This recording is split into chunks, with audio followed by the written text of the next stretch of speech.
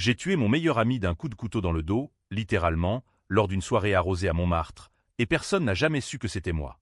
J'ai accusé ma sœur de l'avoir fait, la laissant pourrir en prison pendant 10 ans pour un crime qu'elle n'avait pas commis, tout ça pour protéger un secret qui me rongeait depuis l'enfance. Et maintenant, alors que je marche dans les rues pluvieuses de Paris, je me demande si la trahison qu'il m'a infligée valait ce prix du sang. C'était une nuit d'octobre, il y a 15 ans, quand tout a basculé. Paris, cette ville des lumières éternelles. Mais pour moi, elle n'avait jamais été que des ombres rampantes, des murmures dans les couloirs étroits de notre immeuble haussmannien du Marais. J'étais Claire Duval, alors une jeune avocate ambitieuse de 30 ans, fraîchement diplômée de la Sorbonne, avec des rêves de plaidoirie flamboyante devant la Cour de cassation. Mon meilleur ami, ou du moins ce que j'appelais ainsi, était Étienne Laurent, un journaliste d'investigation charismatique, aux yeux verts perçants et au sourire qui désarmait les suspects les plus endurcis. Nous avions grandi ensemble dans cet appartement exigu, nos familles entrelacées comme les vignes du Bordelais. Les miennes ruinées par un scandale financier, les siennes prospères grâce à des secrets bien gardés. Étienne et moi, nous partagions tout, les nuits blanches à disséquer des dossiers, les verres de vin rouge au zinc des bistrots de la rue des Francs-Bourgeois, les confidences chuchotées sous les toits de zinc qui fuyaient. Il était mon frère de cœur, mon confident, l'homme qui m'avait tiré du gouffre quand mon père s'était suicidé après avoir été accusé de fraude fiscale. « Claire, la justice est un théâtre », me disait-il souvent, un cigare cubain aux lèvres, et nous, on écrit le scénario. J'y croyais. J'y croyais dur comme fer. Mais cette nuit-là, lors de la fête d'anniversaire de notre amie commune, Sophie, dans un loft reconverti de Belleville, l'air était chargé d'une électricité malsaine. La copropriété de notre immeuble nous avait convoqués à une réunion d'urgence le lendemain. Une histoire de fuite d'eau mystérieuse qui menaçait les fondations. J'avais reçu un message laconique de la présidente, Madame Bertrand, une veuve acariâtre aux perles impeccables. « Ne viens pas à la réunion, Claire. Ce n'est pas ton affaire. » Intriguant, non? J'y étais allé quand même, les règlements de copropriété imprimés dans mon sac, prêt à défendre nos droits collectifs. Et là, dans la salle aux lambris sombres, j'avais vu Étienne, assis aux côtés de Madame Bertrand, un dossier ouvert devant lui. Un dossier sur moi. Sur mon père. Sur les magouilles qu'il avait couvertes pour notre famille. Il m'avait trahi. Étienne, qui savait tout, avait vendu mon secret à la copropriété pour un scoop juteux. Il enquêtait sur les irrégularités financières de l'immeuble, et pour clore son article explosif dans Le Monde, il avait besoin d'un bouc émissaire. Mon père, mort depuis 5 ans, était parfait, un fantôme facile à invoquer. Mais Étienne avait poussé plus loin. Il avait falsifié des preuves, insinué que j'étais complice, que j'utilisais mon poste d'avocate pour étouffer l'affaire. La réunion n'était qu'une façade. C'était un guet-apens pour me discréditer publiquement, me ruiner professionnellement avant que je ne puisse contre-attaquer. Je suis sorti de là, le cœur battant comme un tambour de la garde républicaine, la pluie martelant les pavés comme des balles. Étienne m'avait suivi, son manteau trempé collé à son corps athlétique. « Claire, attends. C'est pour ton bien. Ton père. Il a sali tout le monde. Je te protège. » Protégé? Son mensonge puait le vin aigre et l'ambition rance. Nous nous sommes disputés sous l'auvent d'un café fermé, les mots fusant comme des coups de feu. Tu m'as vendu, Étienne. Pour un article? Pour ta gloire. Il a ri, ce rire cruel qui masquait sa peur. La vérité libère, ma chérie. Et la tienne est noire comme la Seine. C'est là que j'ai sorti le couteau de ma poche. Un petit opinel que je trimbalais pour me sentir forte dans cette ville de loups. Je ne sais pas si j'avais planifié ça, ou si la rage m'a submergé comme une crue de la Marne. Le coup est parti vite, précis, entre les ombres.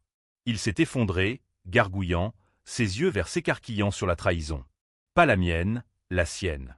J'ai couru, le sang chaud sur mes mains, jusqu'à l'appartement de ma sœur, Isabelle. Elle était là, fragile, en pleine dépression après son divorce, un verre de pastis à la main. « Isabelle, c'est toi qui l'as fait. Tu l'as vu me harceler, tu as pété un câble. » Elle a hoché la tête, les yeux vitreux, trop brisés pour contredire. J'ai planté le couteau dans son jardin secret, essuyé mes empreintes et appelé la police. Le procès a été un cirque. Isabelle, avec ses airs d'ange déchu, a plaidé coupable par amour fraternel, un mensonge que j'avais murmuré à son avocat. 10 ans à Fleury-Mérogis, pour un crime qu'elle n'avait pas commis. Moi, j'ai gravi les échelons, avocate respectée, puis procureure adjointe au parquet de Paris. Étienne, oublié, un suicide douteux classé sans suite. La copropriété, j'ai racheté les par une à une, devenant la reine des ombres. Mais les secrets, en France, ne dorment jamais vraiment. Ils fermentent comme un camembert trop fait. Les années suivantes ont été un balai macabre de victoires creuses. Paris, avec ses boulevards haussmanniens impeccables, masquait la pourriture sous ses trottoirs.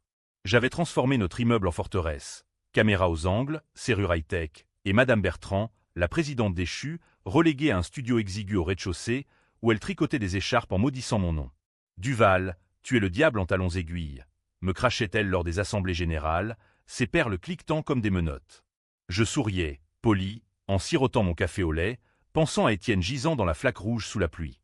Isabelle sortait de prison tous les week-ends sous sursis conditionnel, ses visites à l'appartement devenant des rituels de culpabilité. Elle avait maigri, ses cheveux blonds ternis par le béton de Fleury, ses yeux bleus voilés de reproches muets. Claire, pourquoi? Il t'aimait, tu sais. Aimait? Étienne ne savait pas aimer.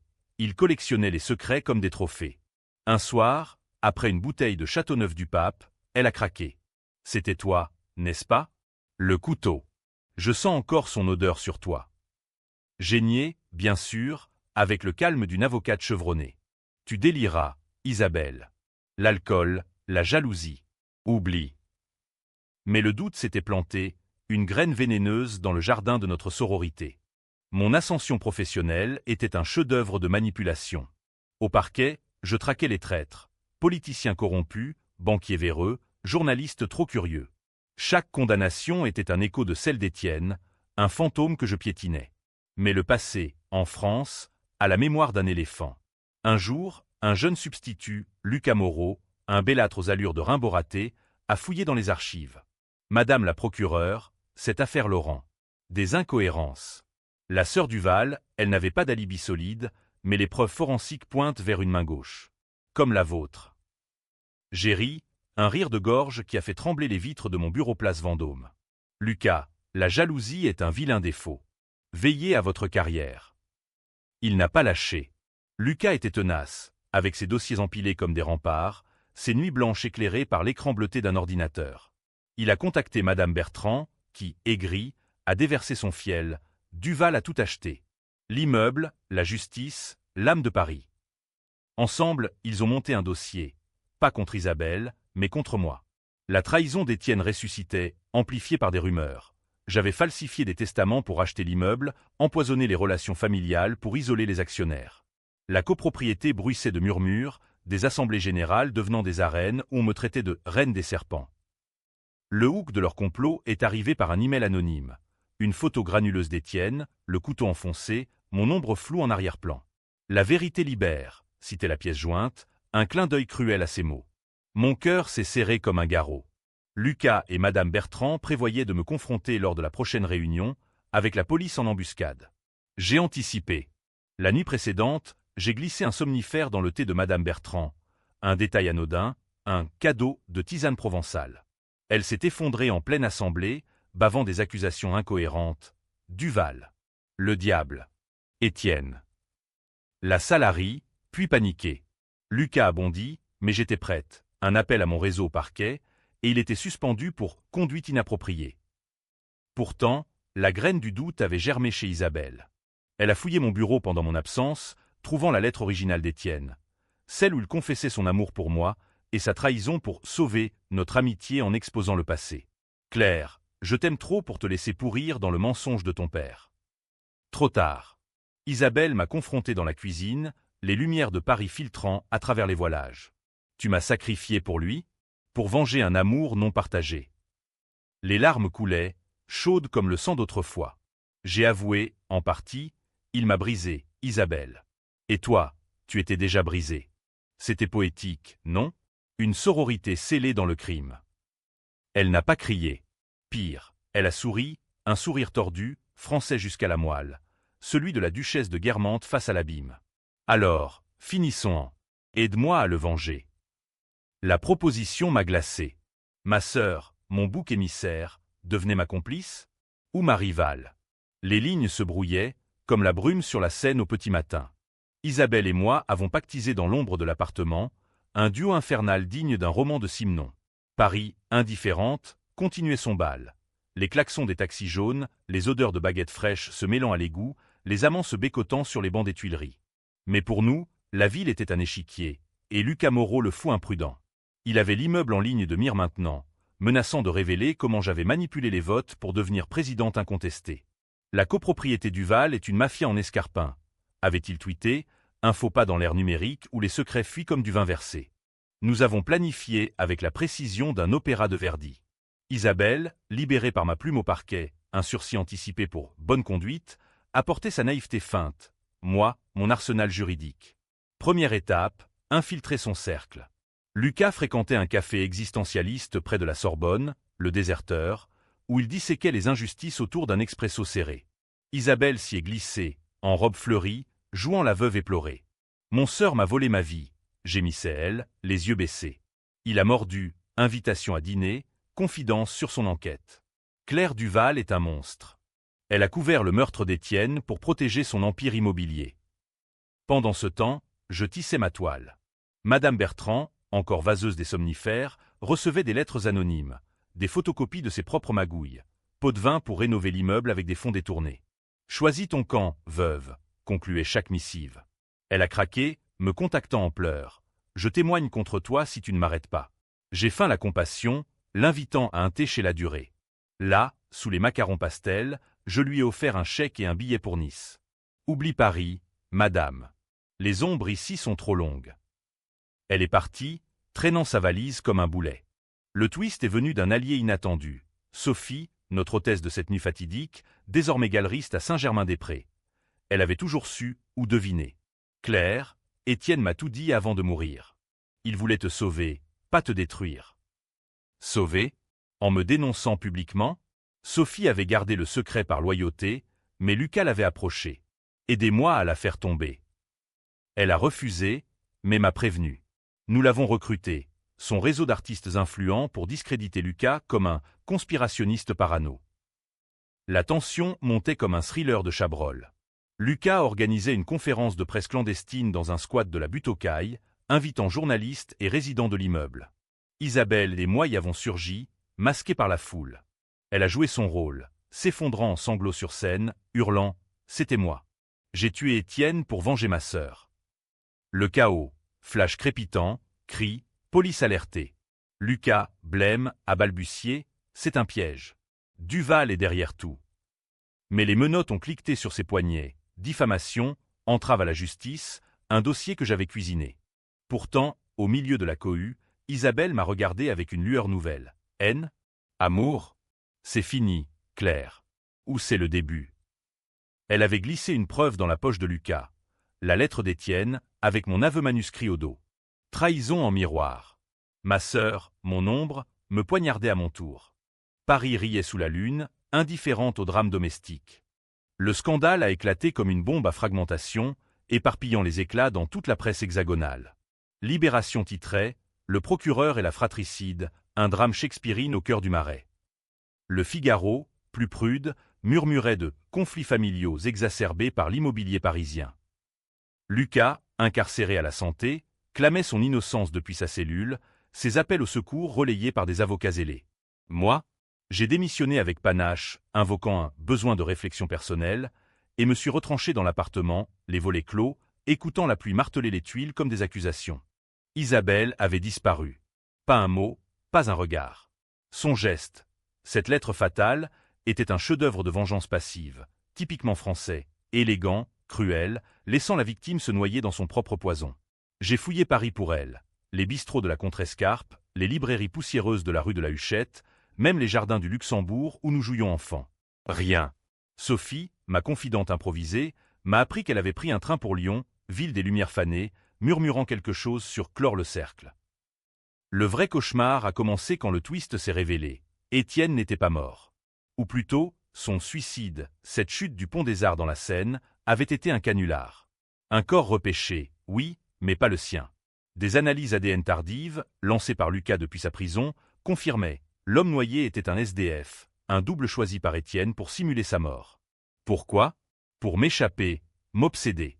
Il vivait sous un faux nom à Marseille, rédigeant des pamphlets anonymes contre la corruption immobilière, contre moi, implicitement. La trahison ultime, il m'avait laissé porter le deuil, le crime, pour tester ma noirceur.